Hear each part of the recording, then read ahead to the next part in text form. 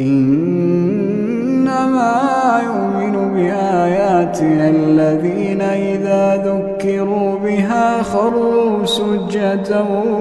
وسبحوا بحمد ربهم وهم لا يستكبرون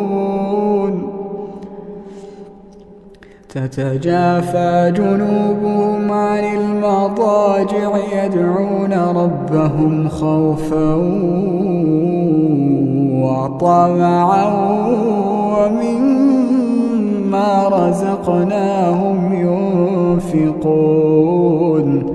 فلا تعلم نفس ما أخفي لهم من قرة أعين جزاء